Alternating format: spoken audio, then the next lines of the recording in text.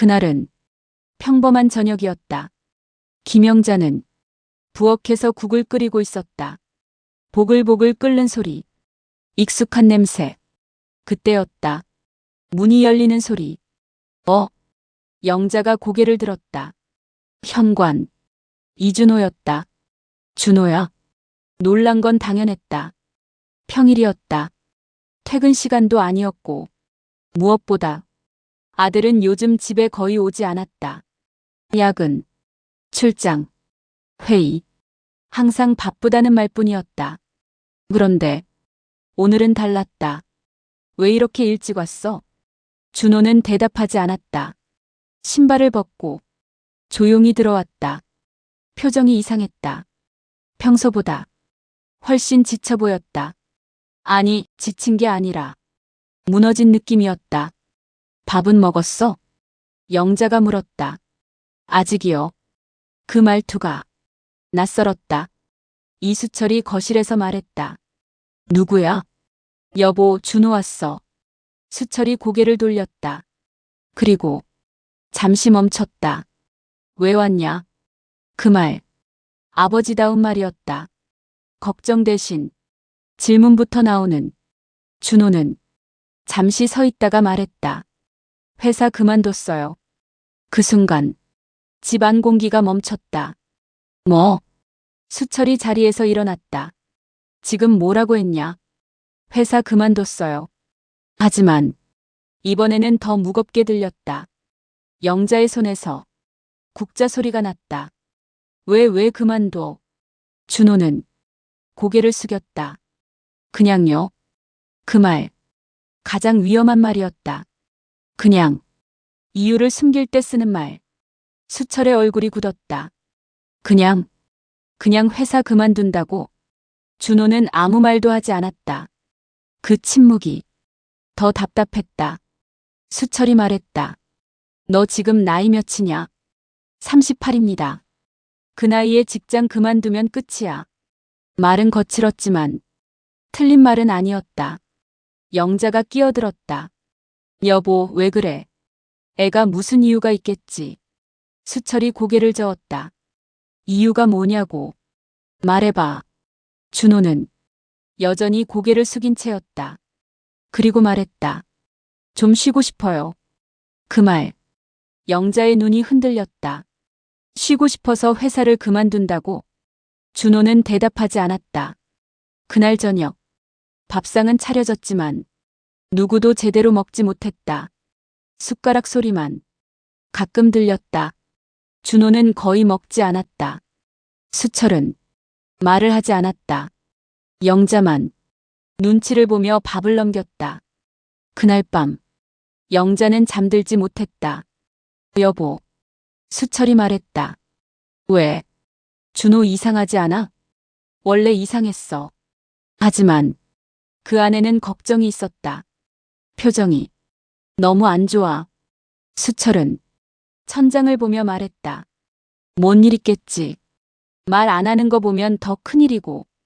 그 말, 영자의 가슴이 더 무거워졌다. 다음 날, 준호는 늦게까지 일어나지 않았다. 영자가 방문을 두드렸다. 준호야. 대답이 없었다. 엄마야. 잠시 후 문이 열렸다. 준호의 얼굴 더 안 좋아져 있었다. 밥 먹어. 괜찮아요. 괜찮긴 뭐가 괜찮아. 영자가 억지로 웃었다. 엄마 걱정되잖아. 준호는 잠시 영자를 보다가 고개를 돌렸다. 죄송해요. 그 말, 영자의 심장이 쿵 내려앉았다. 왜 미안해. 아무것도 아닌데. 준호는 더 말하지 않았다. 그날 이후 준호는 집에 머물기 시작했다. 밖에 나가지 않았다. 전화도 거의 받지 않았다. 그리고 어느 순간부터 밤에 깨어 있었다. 거실불이 새벽까지 켜져 있었다. 영자는 그걸 알고 있었다. 모른 척했지만 어느 날 새벽 영자가 물을 마시러 나왔다. 거실. 준호가 앉아 있었다. 불 꺼진 TV 앞. 가만히 앉아. 준호가 고개를 들었다. 잠이 안 와요. 영자가 천천히 다가갔다. 무슨 일 있어? 준호는 잠시 침묵했다. 그리고 없어요. 그 말 영자는 알았다. 그건 있다는 말이었다. 하지만 더 묻지 못했다. 그저 옆에 앉았다. 조용히. 그날 영자는 처음으로 느꼈다. 아들이 멀어지고 있다는 걸. 그리고 이 선택이 단순한 퇴사가 아니라 훨씬 더 큰 무언가의 시작이라는 것을. 그날 이후 이준호는 집에 머물렀다. 처음에는 며칠 쉬는 줄 알았다. 하지만 시간이 지나도 변하는 건 없었다. 아침 늦게 일어나고 점심은 대충 넘기고 저녁에도 말이 거의 없었다. 그리고 밤 그때부터였다. 준호의 시간이 시작되는 건. 거실 불은 새벽까지 꺼지지 않았다. TV는 켜져 있었지만 보는 것 같지도 않았다. 그저 앉아 있었다. 가만히. 김영자는 그걸 알고 있었다. 모른 척했지만 어느 날 아침 영자가 말했다. 준호야. 네. 이력서라도 좀 써볼래? 준호는 숟가락을 멈췄다. 아직요. 영자가 조심스럽게 말했다. 그래도 준비는 해야지. 요즘 취업 쉽지 않다며. 그 말 준호의 표정이 조금 굳었다. 나중에 할게요. 그 말로 대화는 끝났다. 그날 저녁 이수철이 말했다. 계속 이럴 거냐? 준호는 고개를 들지 않았다. 뭐가요? 집에서 이러고 있는 거. 좀 쉬겠다고 했잖아요. 얼마나 쉬려고. 그 말 공기가 차가워졌다. 아직 생각 중입니다. 생각? 수철의 목소리가 조금 올라갔다. 회사 그만둘 땐 생각 안 했냐? 영자가 급히 끼어들었다. 여보, 왜 그래? 애가 힘들어서 그런 거지. 수철이 말했다. 힘들면 다 그만두냐? 그럼 세상 사람 다 집에 앉아 있겠다. 준호의 손이 조금 떨렸다. 하지만 아무 말도 하지 않았다. 그 침묵이 더 답답했다. 그날 밤 수철이 말했다. 이상하다. 너도 느끼지 않냐? 영자가 작게 고개를 끄덕였다. 응.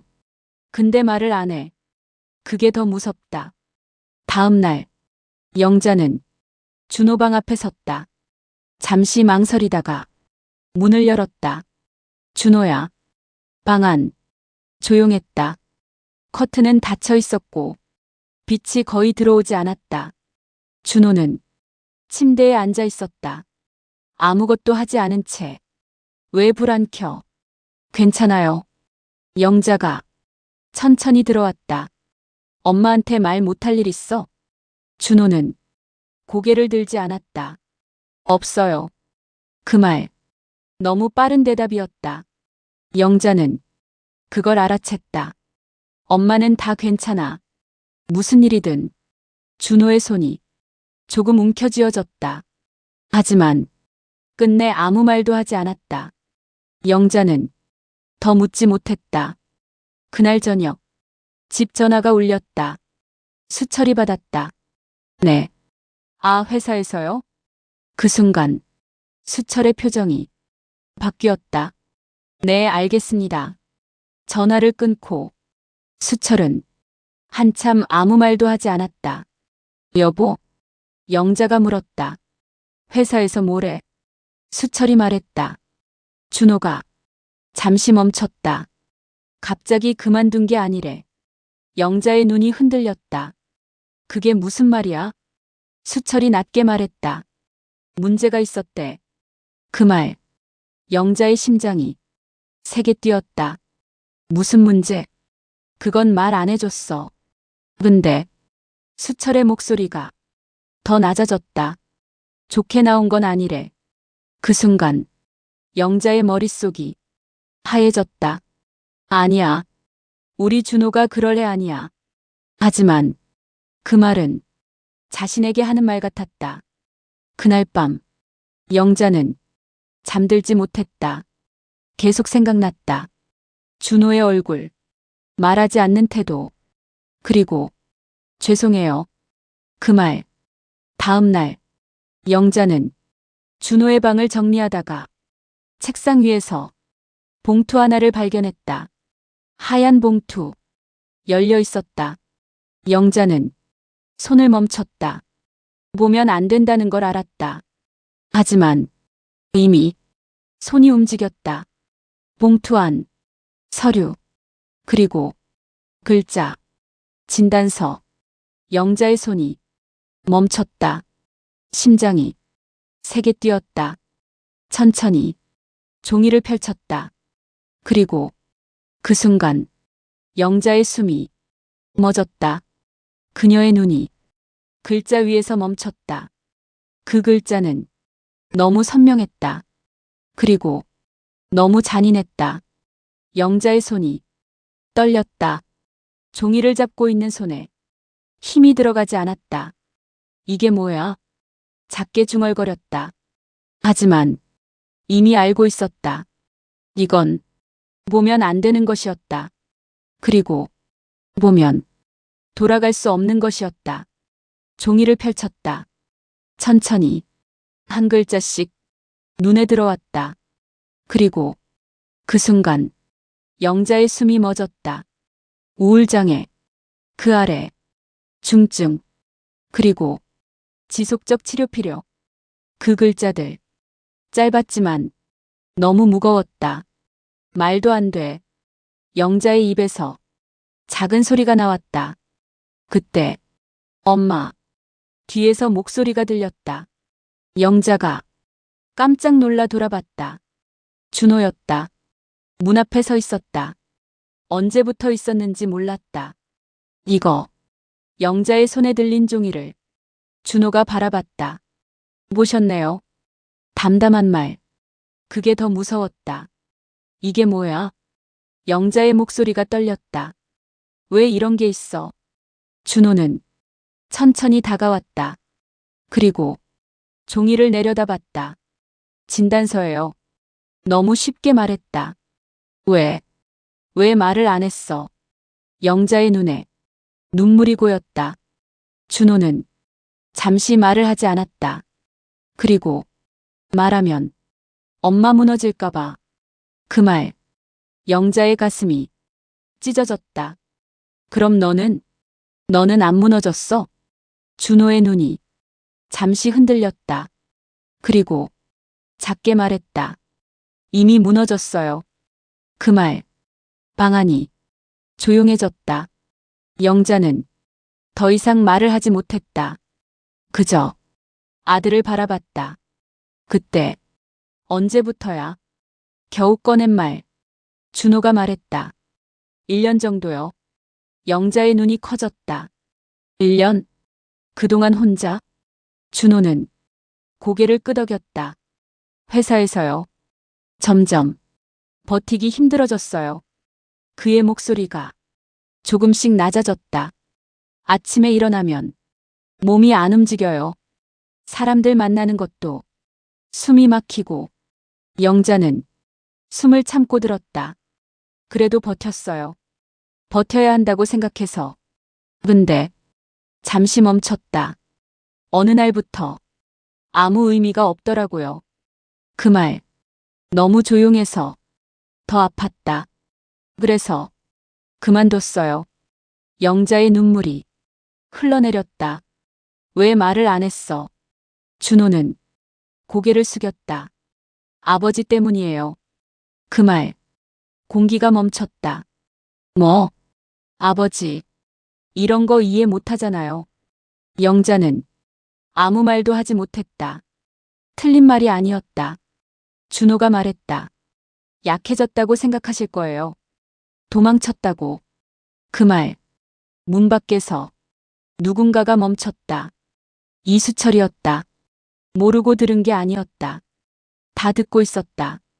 그래서 말 못했어요. 끝까지 버텨보려고 했어요. 근데 안 됐어요. 그 말, 그 방 안에 있는 모든 공기가 무거워졌다. 영자는 준호에게 다가갔다. 그리고 조심스럽게 아들의 어깨를 잡았다. 혼자 얼마나 힘들었어. 준호의 눈이 처음으로 흔들렸다. 그리고 아주 천천히 눈물이 떨어졌다. 그때 문이 열렸다. 수철이었다. 영자와 준호가 동시에 돌아봤다. 수철은 말하지 않았다. 그저 준호를 바라봤다. 그래서 그만둔 거냐? 짧은 말. 준호는 고개를 숙였다. 네. 정적. 수철의 표정은 읽을 수 없었다. 영자가 말했다. 여보, 준호 아파. 하지만 수철은 그 말을 듣지 않았다. 그저 준호를 보며 말했다. 그게 병이냐? 그 말, 공기가 얼어붙었다. 영자의 눈이 커졌다. 여보, 그게 병이냐고. 수철의 목소리가 낮게 울렸다. 요즘 다 힘들어. 다 참고 사는 거야. 너만 힘든 거 아니다. 준호의 손이 천천히 움켜쥐어졌다. 하지만 말하지 않았다. 수철이 말했다. 그만두고 집에 와서 이러고 있는 게 해결이냐? 그 말, 칼처럼 꽂혔다. 영자가 울먹였다. 그만해. 애 지금 힘들어. 하지만 수철은 멈추지 않았다. 남자는 버티는 거야. 도망치는 게 아니고. 그 순간 준호의 눈이 완전히 무너졌다. 하지만 그는 끝까지 말하지 않았다. 그저 고개를 숙인 채 서 있었다. 그날 그 집안에는 서로를 이해하지 못하는 세 사람이 있었다. 그리고 그 균열은 더 깊어지기 시작했다. 그날 밤 집안은 조용했다.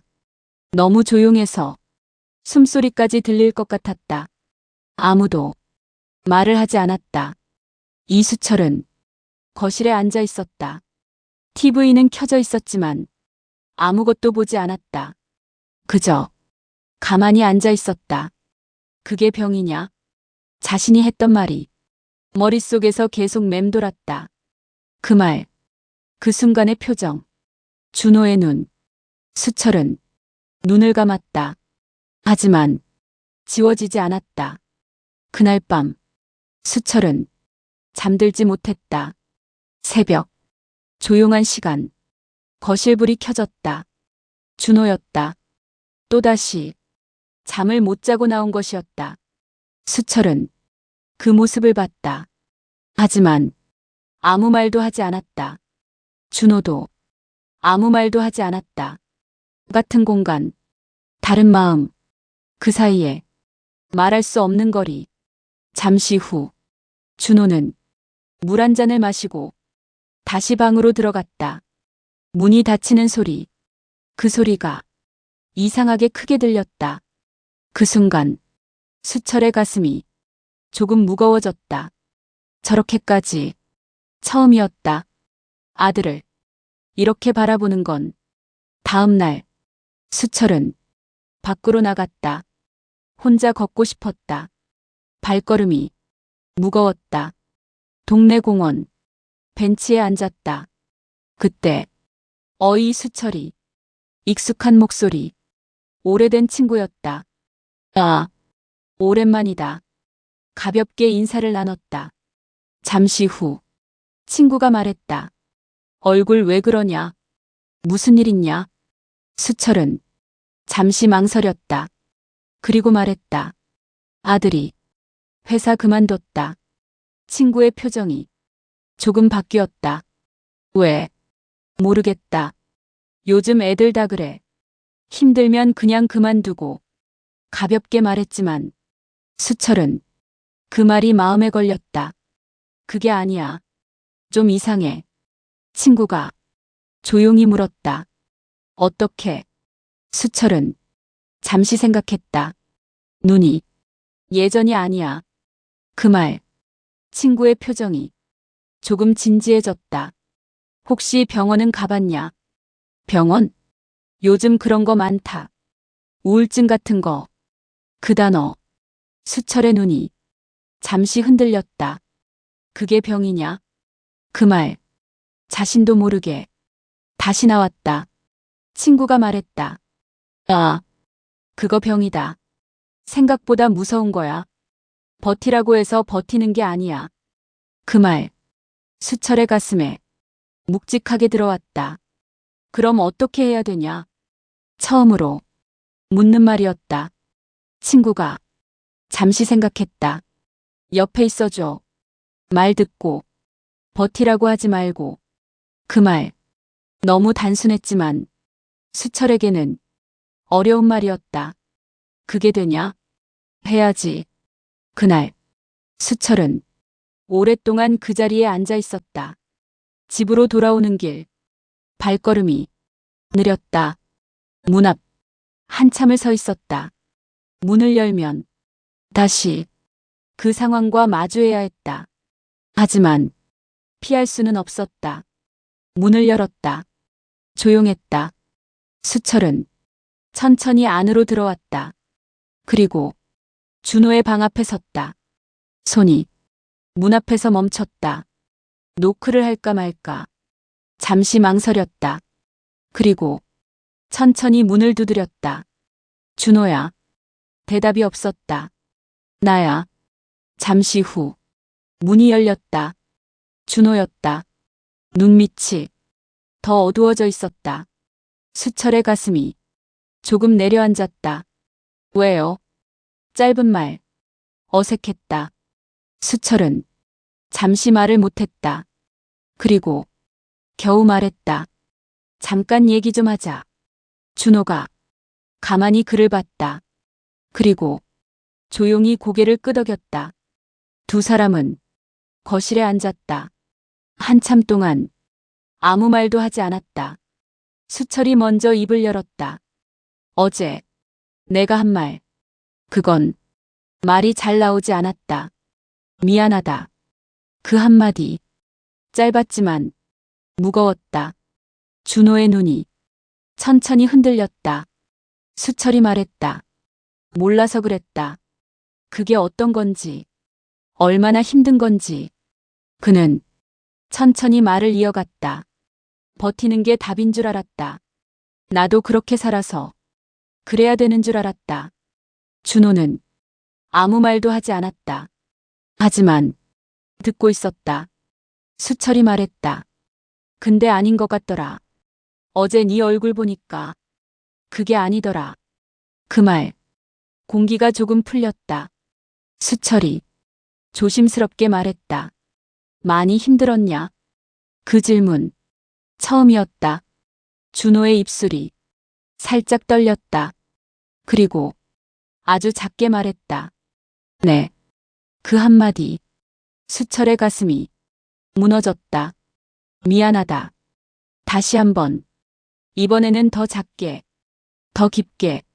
수철은 고개를 숙였다. 그 모습. 준호의 눈이 크게 흔들렸다. 아버지가 고개를 숙이는 모습은 처음이었다. 수철이 말했다. 이제 어떻게 하면 되냐? 내가 뭘 해주면 되냐? 그 질문. 서툴렀지만 진심이었다. 준호는 한참을 말하지 못했다. 그리고 그냥 옆에 있어 주세요. 그 말. 너무 단순했다. 하지만 그게 전부였다. 수철은 천천히 고개를 끄덕였다. 그래. 그건 할 수 있다. 그날 처음으로 두 사람 사이의 거리가 조금 줄어들었다. 그리고 수철은 깨달았다. 아들을 살리는 건 강한 말이 아니라 옆에 있어주는 거라는 걸. 그날 이후 집안의 공기가 조금씩 달라지기 시작했다. 여전히 조용했지만 그 침묵은 더 이상 불편하지 않았다. 이수철은 아침마다 거실에 앉아 있었다. 예전처럼 TV를 보지 않았다. 그는 아들이 나오기를 기다리고 있었다. 어느 날 아침, 준호가 방에서 나왔다. 눈이 마주쳤다. 일어났냐? 짧은 말. 하지만 이전과 달랐다. 네. 밥 먹자. 그 말이 이상하게 따뜻했다. 식탁. 세 사람이 마주 앉았다. 아주 오랜만이었다. 숟가락 소리만 조용히 들렸다. 하지만 이번에는 불편하지 않았다. 수철이 말했다. 오늘 뭐 할 거냐? 병원 가려고요. 그 말에 수철의 손이 잠깐 멈췄다. 같이 가자. 준호가 놀란 듯 바라봤다. 괜찮아요. 같이 가자. 이번에는 조금 더 단단한 말이었다. 준호는 잠시 망설이다가 네. 고개를 끄덕였다. 그날 두 사람은 함께 병원에 갔다. 대기실. 수철은 주변을 조용히 둘러봤다.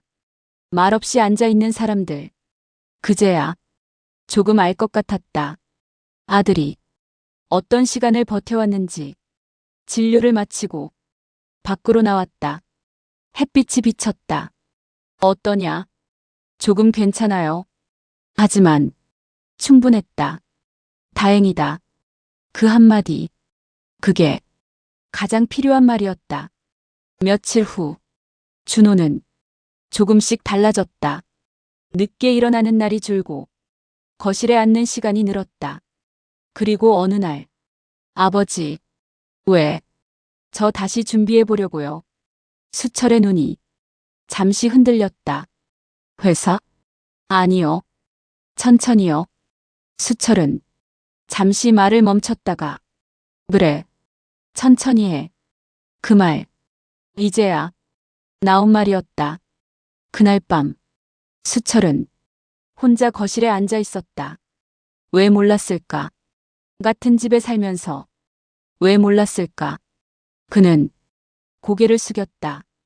미안하다. 그때 아버지, 준호였다. 왜 안 주무세요? 그냥. 준호가 옆에 앉았다. 말은 없었다.